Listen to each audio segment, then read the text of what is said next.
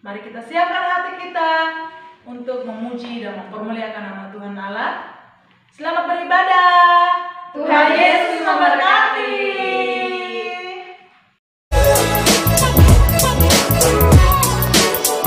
Haleluya.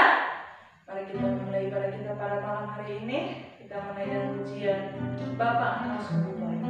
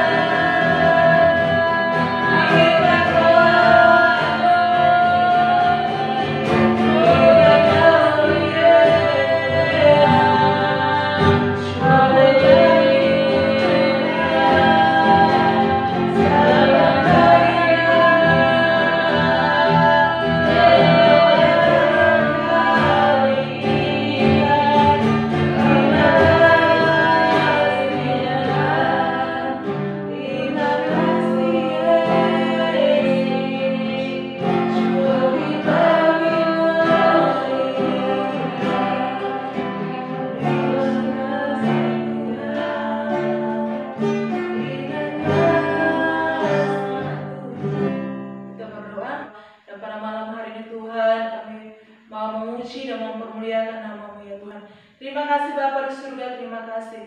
Kami mau bergirang-girang, kami mau bersorak-sorak hanya memuliakan nama-Mu ya Bapa. Yang dalam kami sudah berdoa dan mengucap syukur kepada Engkau. Sama-sama kita menyanyikan pujian kasih setiamu.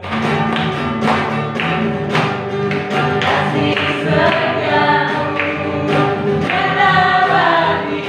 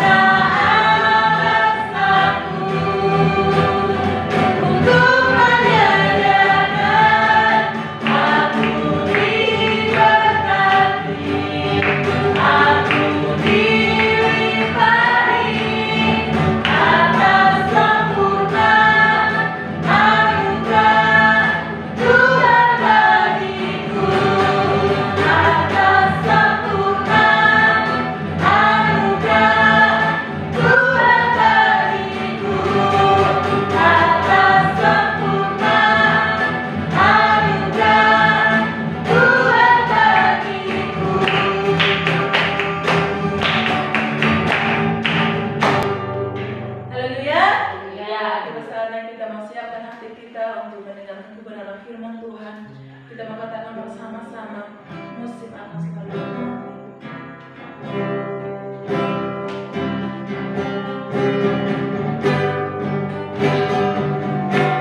Musim akan selalu berganti, kasih Tuhan tetap abadi,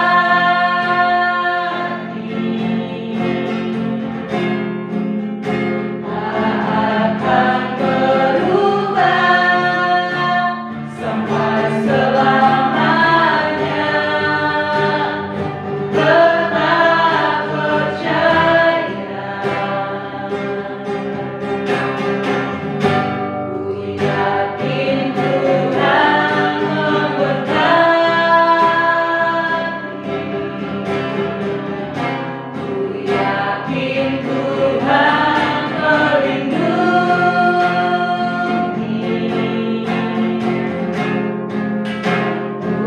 Bumi udara Tuhan pelihara, karena kasih-Nya. Tuhan selalu menolongku, selalu menjagaku.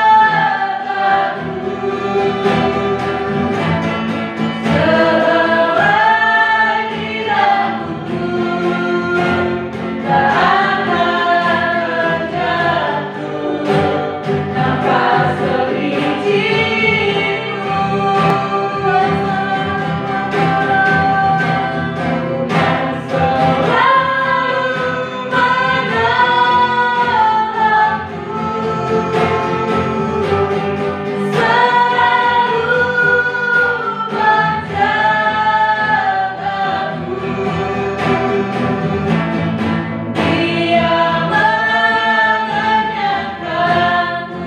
Dia mengenyangkanku dan peliharaku seumur hidup.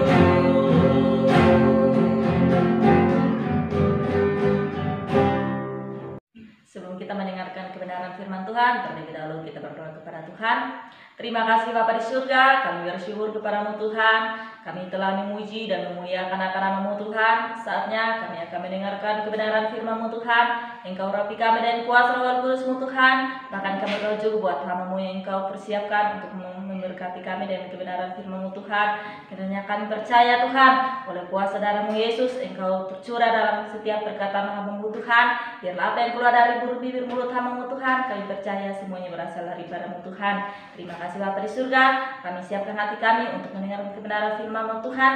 Hanya di dalam nama Tuhan Yesus kami datang berdoa kepada Bapa di surga. Haleluya. Amin.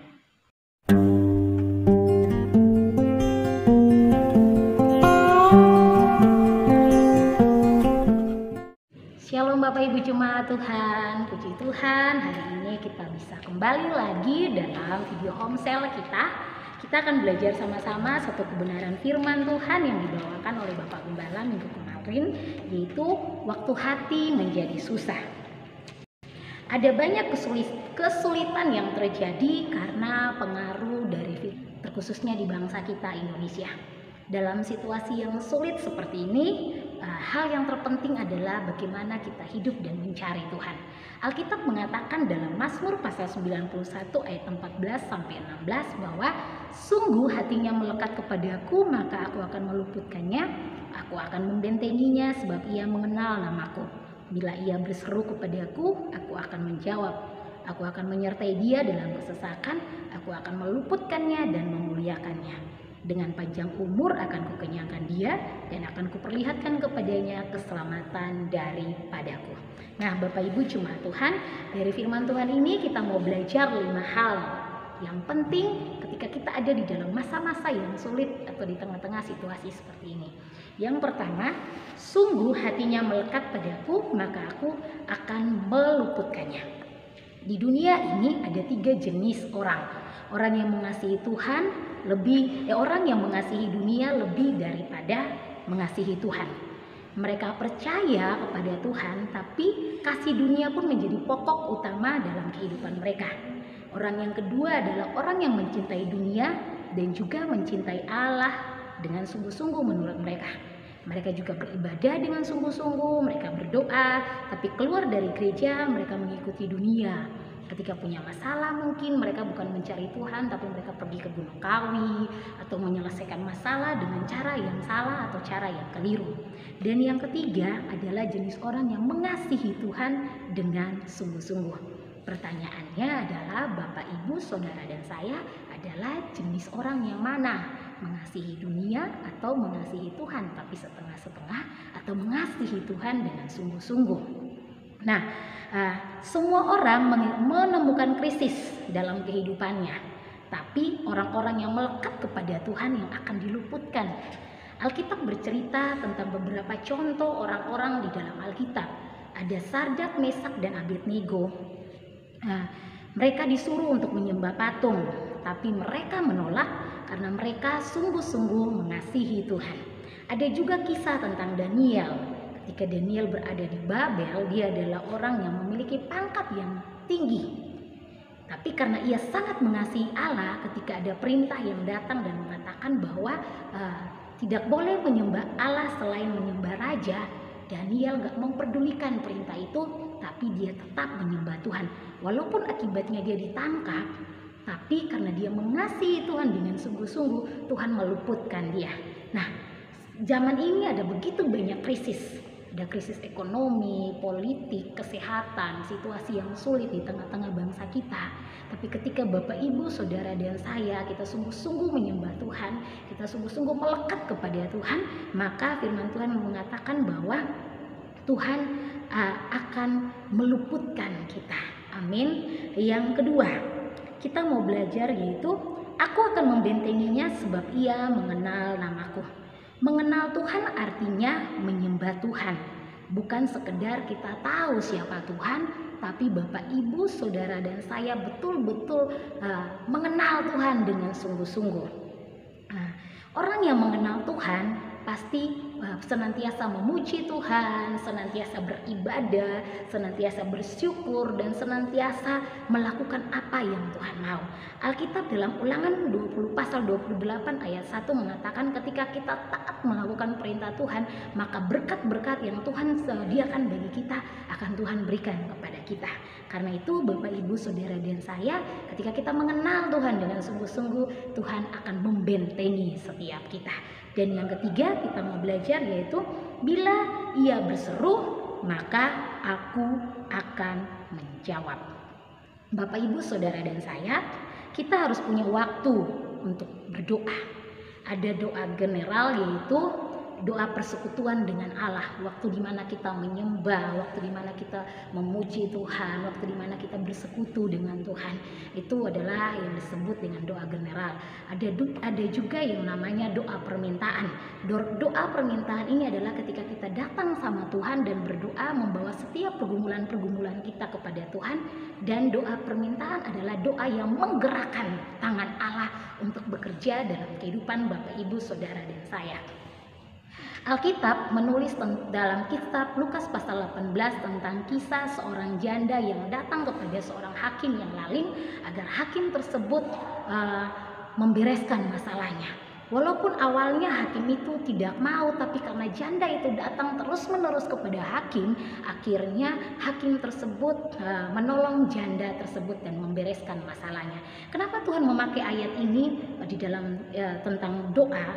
Tuhan mengajarkan doa dengan ayat kisah tentang hakim yang lalim ini karena Tuhan mau kita belajar untuk berdoa secara terus-menerus sampai kita mendapatkan jawaban doa. Karena apa? Ketika kita berseru kepada Tuhan, maka Tuhan menjawab kita. Masalahnya adalah seringkali Bapak, Ibu, Saudara, dan saya satu kali berdoa atau dua kali berdoa gak dapat jawaban doa, kita akhirnya menjadi marah, kita menjadi kecewa kepada Tuhan lalu berhenti berdoa. Kita lupa bahwa Tuhan menginginkan satu hubungan yang terus-menerus. Ketika kita berdoa, kita datang sama Tuhan, minta terus-menerus, maka Tuhan akan menjawab doa kita. Amin Bapak, Ibu. Nah, yang keempat, Tuhan akan menyertai, meluputkan, dan memuliakannya. Nah, kesulitan bisa menjadi racun dan juga bisa menjadi berkat. Bisa menjadi racun kalau kita melihat dengan pandangan yang salah atau keliru ketika mengalami masalah. Kita menjadi mudah marah, kecewa, kita akhirnya mempersalahkan orang lain, maka itu bisa jadi racun. Tapi kesulitan juga bisa menjadi berkat ketika kita memandang dengan cara pandang yang benar, melihat kesulitan sebagai cara Tuhan untuk membuat kita semakin dekat kepada Tuhan. Nah, karena itu Bapak Ibu Saudara dan saya punyalah sikap yang aktif, kreatif, dan positif ketika kita menghadapi masa-masa yang sulit atau kesulitan dalam kehidupan kita. Karena apa? Tuhan mengatakan bahwa di tengah-tengah masalah Tuhan menyediakan hidangan. Artinya di tengah-tengah masalah Tuhan menyediakan berkat. Di tengah-tengah masalah Tuhan menyediakan jalan keluar bagi Bapak, Ibu, Saudara, dan saya ketika kita datang kepada Tuhan. Karena itu kami harap Bapak Ibu di dalam masalah yang sedang kita hadapi di masa-masa seperti ini, ayo kita semakin dekat kepada Tuhan. Yang kelima, dengan panjang umur akan kukenyangkan dia dan akan memberi keselamatan kepada dia. Pada kita, rahasia dari panjang umur adalah hidup dengan baik. 80% penyakit disebabkan karena stres. Stres karena masalah, stres karena gak ada uang mungkin, stres karena wah anakku sekolahnya bagaimana di tengah-tengah situasi seperti ini. Tapi ketika Bapak Ibu dan saya memandang kepada Tuhan, ketika kita melihat kepada Tuhan, maka Tuhan akan menolong, meluputkan kita, membereskan masalah kita. Dan hal yang paling menarik dari ayat ini adalah ketika kita dekat kepada Tuhan, Alkitab mengatakan bahwa dengan panjang umur akan Tuhan kenyangkan kita. Semua orang pasti mati, itu udah pasti. Tapi bagaimana selama kita hidup, Bapak Ibu dan saya mempergunakan hidup ini sebaik mungkin. Bukan berapa lama Bapak Ibu dan saya hidup, tapi berapa lama kita hidup di dunia dan melakukan yang terbaik buat Tuhan, menyenangkan hati Tuhan, dan menjadi orang-orang yang hidup benar di hadapan Tuhan. Karena itu Bapak Ibu Saudara dan saya, di tengah-tengah masa-masa yang sulit, di dalam tekanan, di dalam apapun situasi yang sedang kita alami, mari kita semakin dekat kepada Tuhan. Seperti yang Bapak Abraham selalu katakan kepada kita, baca Mazmur pasal 91, biar kalau kita ada di dalam lindungan Tuhan, kita akan mengalami rasa aman, rasa tenang, dan ketentraman yang luar biasa. Demikian firman Tuhan kita hari ini. Biar Bapak, Ibu, dan saya, kita sama-sama tetap bertumbuh di dalam Tuhan. Kita berdoa. Kami bersyukur Bapa, buat hari ini kami belajar jadi orang-orang yang merdeka di dalam Tuhan, yang memiliki pola pikir yang benar. Roh Kudus tolong setiap kami jemaat Tuhan, biar apapun yang terjadi dalam kehidupan kami, Yesus sudah memerdekakan kami dengan mati di atas kayu salib, mengubah hidup kami, menggantikan pola pikir kami, menjadikan kami orang-orang yang merdeka di dalam Engkau. Roh Kudus tolong seluruh kehidupan jemaat Tuhan yang ada, biar di masa-masa ini kami semua bertumbuh dengan baik di dalam Tuhan. Kami saling mengasihi satu sama lain, kami hidup benar di hadapan-Mu. Memberkati semua jemaat-Mu, mulai dari jemaat dewasa sampai anak sekolah minggu. Tuhan yang menolong, menyertai, mencukupkan segala kebutuhan, memberikan kesehatan dan kekuatan, menjaga iman mereka tetap kuat di hadapan Tuhan. Terima kasih Bapa, kami serahkan seluruh kehidupan kami ke dalam tangan Tuhan. Roh Kudus yang pimpin kami, biar kami menjadi orang-orang yang luar biasa, orang-orang merdeka di dalam Engkau. Yang di dalam nama Yesus Kristus kami berdoa dan bersyukur. Haleluya. Amin. Tuhan Yesus memberkati Bapak Ibu.